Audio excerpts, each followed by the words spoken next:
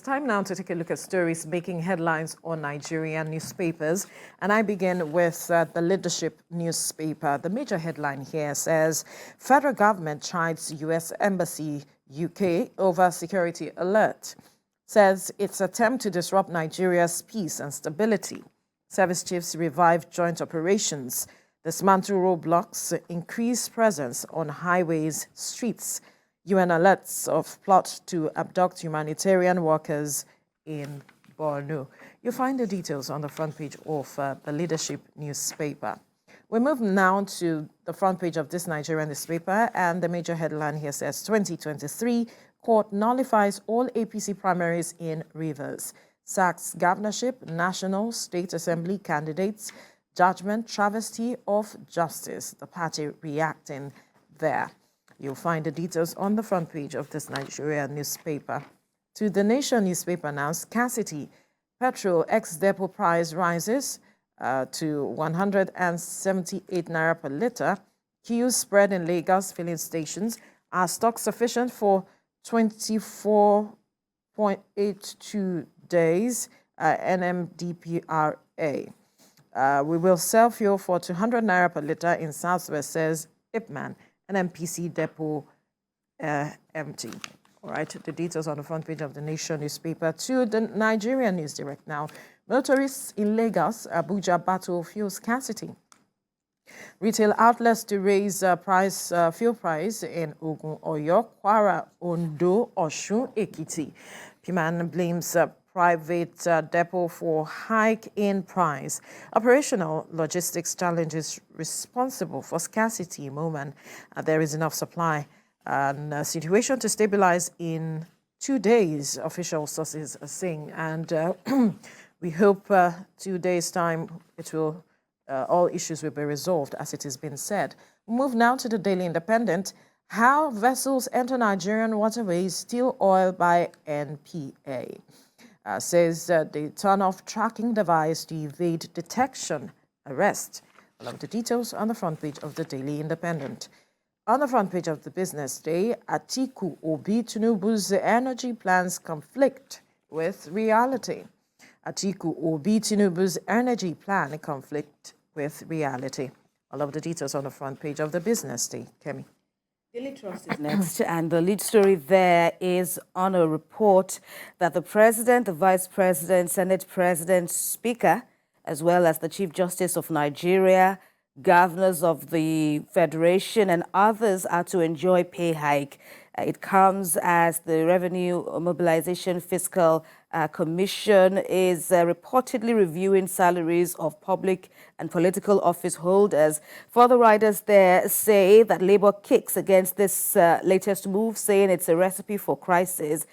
Meanwhile, the Nigeria Governors Forum reportedly welcomes the proposed pay rise, and a view from an expert saying this move is economically irresponsible.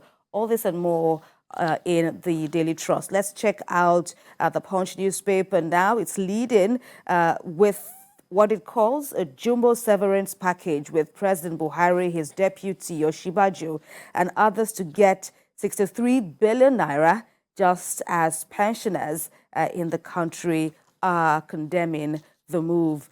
The Daily Times is next. Buhari's successor, it says, to inherit 39.12 trillion naira debt as borrowings hit 31 trillion naira, the Daily Times says.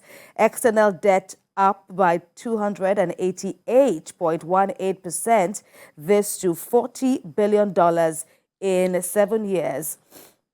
All right, that's for the Daily Times. Nature News is leading with a spotlight on the flooding situation in Nigeria. Senior Advocate of Nigeria, Falana, tells the federal government to probe the mismanagement of Ecological Fund. Probe FG's mismanagement of Ecological Funds. Well, that's from the Senior Advocate of Nigeria directing the EFCC to do so.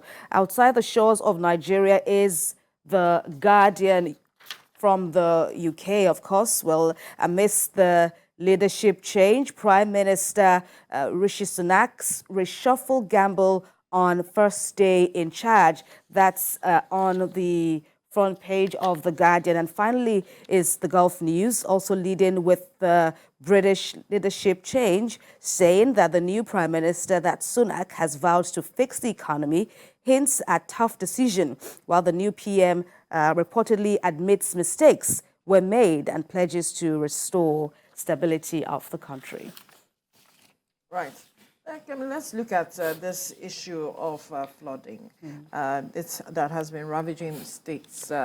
Over 21 states have been affected by the floods. And, before now, the government had said that the states didn't take responsibility, despite NIMET giving, the warning that, there will be flooding and that people should, begin to look at moving from the low areas to the high plains, from the low plains to the high plains. And we see that some states have been really affected by the floods. We see what's going on in Bayelsa, Port Harcourt, Kogi, Benue, farmlands, been drenched or drowned rather by the floods.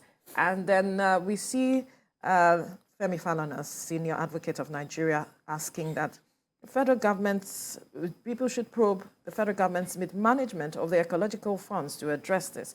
And he's not the only person that has called for the use of the ecological fund, how the government has been managing these funds at addressing issues bordering on climate change and all of it.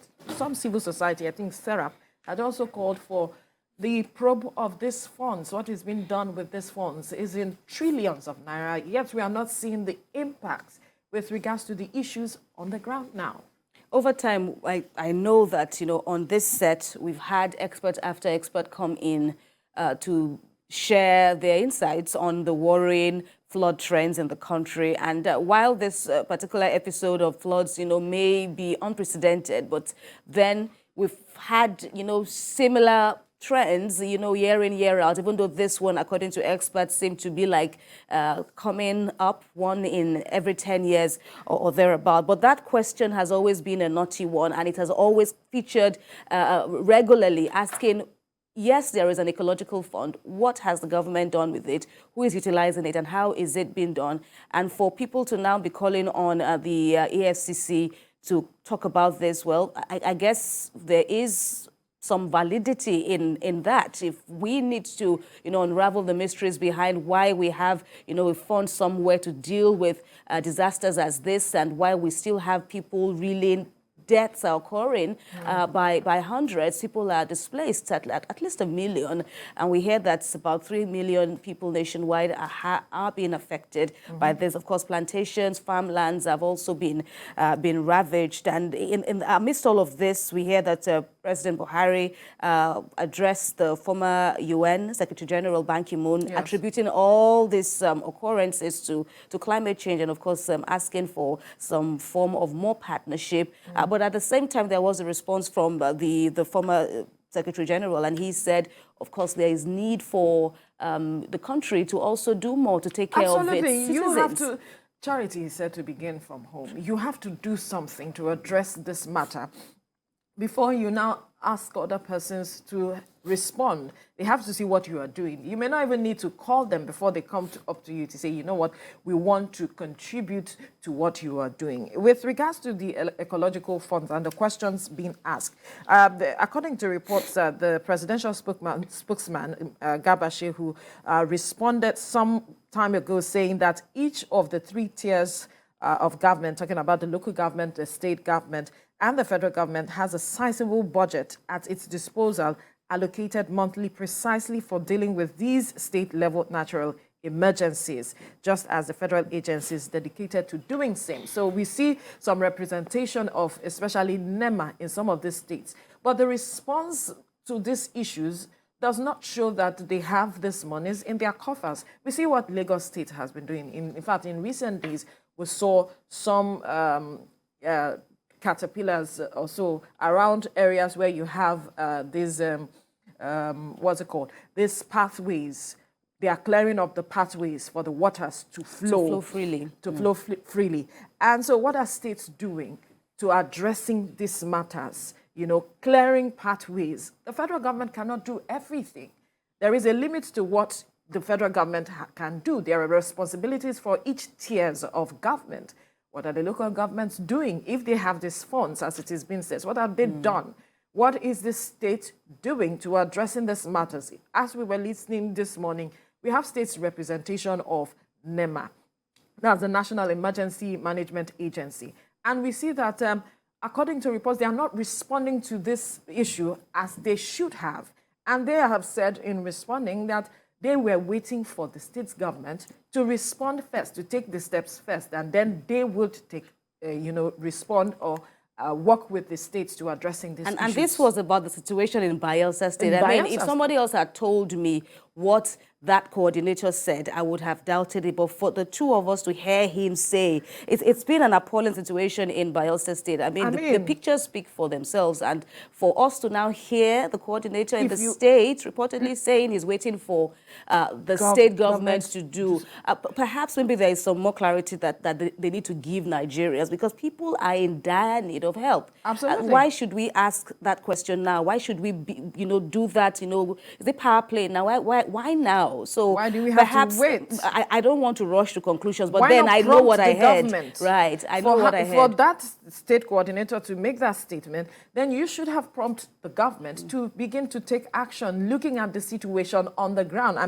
Houses were drowned by the floods, submerged totally by the floods. A lot of persons have died. And this is not a situation where you begin to talk about power play. People's lives are at risk. At risk, are involved. And, fair enough, there were warnings by the federal government. So it now comes to an issue of how well were these warnings heeded to.